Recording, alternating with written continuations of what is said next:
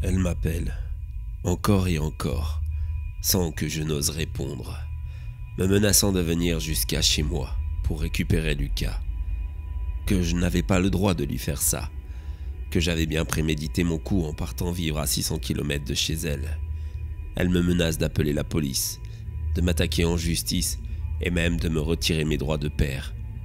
Et je la comprends tout à fait. Mais qu'est-ce que je pourrais lui dire ? Comment je vais lui expliquer que notre fils a disparu depuis 3 jours et que pire, je sais où il est, mais que je ne peux pas le récupérer, du moins pas pour l'instant. Et pourtant, tout avait si bien commencé. J'habite depuis 3 ans à un village du centre de la France. J'ai déménagé dans ce petit coin perdu pour changer de travail, mais aussi de vie. Mon divorce a été difficile pour moi. Et rester dans une région où mon ex file le parfait amour avec un de mes pseudo-amis m'était tout bonnement impossible. Le seul souci dans cette histoire, c'était l'éloignement de mon fils Lucas, et du coup le fait que je ne pourrais voir celui-ci que pendant les vacances scolaires.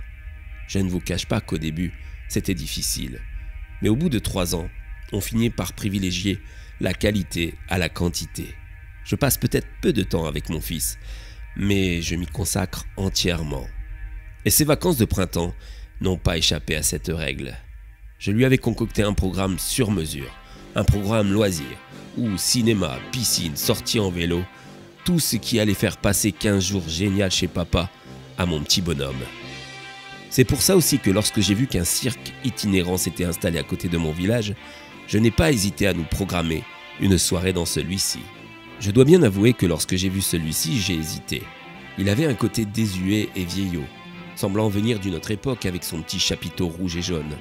On sentait bien qu'il avait du mal à exister. C'est peut-être ça qui m'a donné envie d'y aller avec Lucas. Après tout, même si du coup je m'attendais à un spectacle moyen, je savais qu'en prenant 2 places pour celui-ci, je contribuais à ma manière au prolongement d'existence de ce genre de spectacle, certes obsolète, mais au charme d'antan. Et puis mon village a vite été recouvert de ces affiches qui nous appelaient à venir voir les acrobates et autres clowns de ce cirque ambulant. Ces affiches d'ailleurs contrastaient beaucoup avec le côté vieillot du chapiteau. Elles étaient magnifiques et très colorées. On peut dire que ce cirque ne lésinait pas sur les moyens pour attirer les spectateurs. Il envoyait même des artistes grimés en clowns se baladant dans le village pour promouvoir le spectacle. Ils étaient étranges, ils distribuaient leurs tracts et disparaissaient comme par enchantement. Je me souviens de celui qui est apparu dans une toute petite ruelle face au parc du village. Alors que Lucas faisait de la balançoire, un clown s'est montré dans cette ruelle, face à nous. Il était appuyé sur un mur et se tenait à au moins 3 mètres du sol. Je n'avais jamais vu une illusion pareille. C'était fascinant et en même temps angoissant.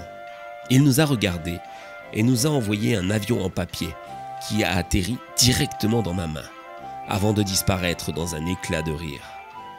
J'ai bien sûr déplié celui-ci.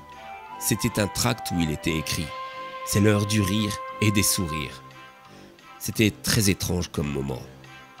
Quoi qu'il en soit, vendredi j'ai donc amené Lucas à ce cirque, espérant lui faire passer une dernière belle soirée en ma compagnie avant qu'il ne prenne le train le lendemain pour repartir chez sa mère.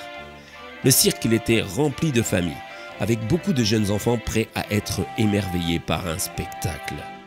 Un homme en haut de forme s'est alors avancé au milieu de la piste. Il nous a annoncé le programme qui nous attendait pour cette soirée, sous les applaudissements du public. Je me souviens de sa dernière phrase dite avant que le spectacle commence.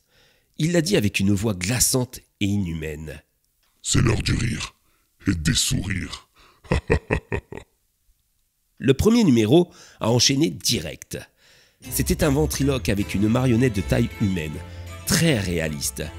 Elle racontait des blagues avec une voix si étrange. C'était un numéro macabre. Au loin, on avait le sentiment qu'il tenait un vrai petit garçon sur ses genoux. C'était malsain. Le deuxième, c'était des trapézistes qui s'envoyaient un enfant jusqu'à ce qu'il tombe sur le sol et qu'il se relève mystérieusement malgré une chute d'au moins 6 mètres. Les trapézistes rigolaient, mais je vous avouerai que nous, non. C'était aussi malsain à un tel point que certaines familles commençaient à déserter le public, choquées par l'étrangeté du spectacle. Moi, je suis resté encore un peu, car Lucas avait l'air d'être captivé par ce spectacle. Et j'attendais et espérais aussi voir un tour peut-être plus intéressant. Le suivant était un magicien. Il a pris un enfant du public et il l'a fait disparaître devant ses parents. Un employé du cirque les a rassurés tout de suite, leur disant qu'ils allaient le récupérer à la fin du spectacle. Puis ce fut le tour des clowns. Ce qui était censé être le moment le plus drôle du spectacle se transforma en une vision cauchemardesque. Les 3 clowns avaient attaché un enfant de l'assistance sur une cible.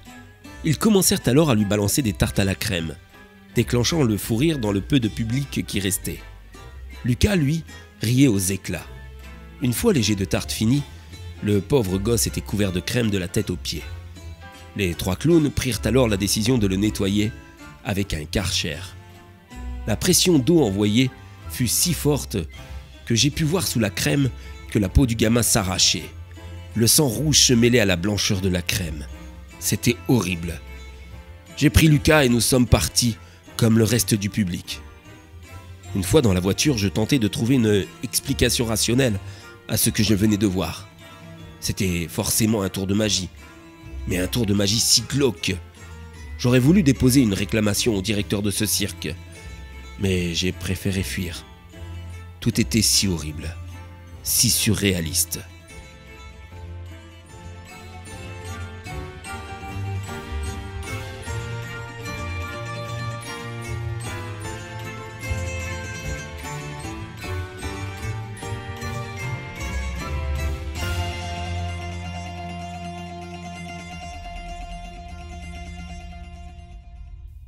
Lucas a eu du mal à s'endormir ce soir-là, et j'avoue que moi aussi. C'était tellement étrange ce que je venais de vivre. J'en venais à me demander si tout ceci était réel. J'ai eu la réponse dès le lendemain.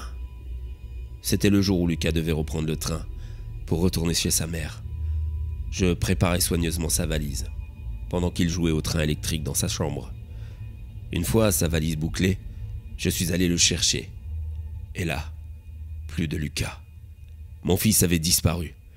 Mais plus inquiétant dans sa chambre, il y avait sur le sol des confettis, un tract de ce cirque et cette boîte à musique.